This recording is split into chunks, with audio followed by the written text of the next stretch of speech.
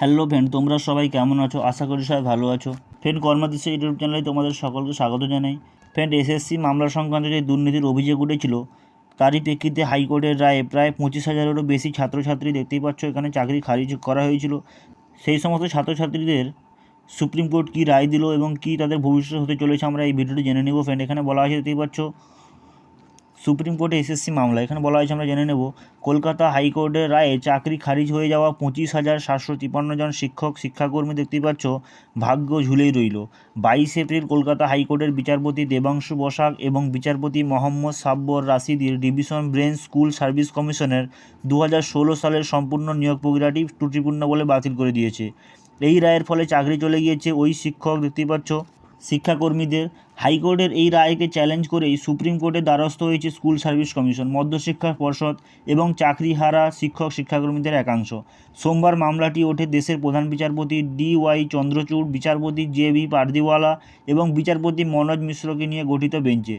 এদিন আদালতে এসএসসির আইনজীবী প্রশ্ন করেন, 8,000 জনের নিয়োগ বেআইনি হলেও কীভাবে 23,000 জনের চাকরি বাতিল হয়।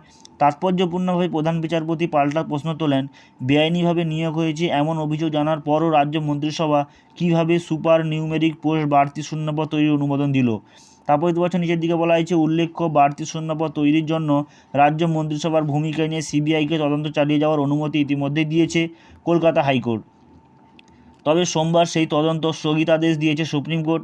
সুপ্রিম কোর্টের রায়ে রাজ্য সরকার আপাতত স্বস্তি পেলেও চাকরিহারাদের নিয়ে কোনো সিদ্ধান্ত এদিন জানালো না দেশের শীর্ষ আদালত। 6ই মে ফের এই মামলা শুনানি। তোমরা দেখতে পাচ্ছ, তোমাদের এখানে কিন্তু সুপ্রিম কোর্ট এখনও পর্যন্ত কোনো সঠিক সিদ্ধান্ত জানালো না। তোমাদের এখানে 6ই মে পরবর্তী শুনানি খবর এখানে বলা হয়েছে, তোমরা দেখতেই পাচ্ছ। তো ফ্রেন্ড, 6ই মে আমরা জানতে পারবো 25,000 জনের চাকরির ভবিষ্যৎ কী হতে চলেছে।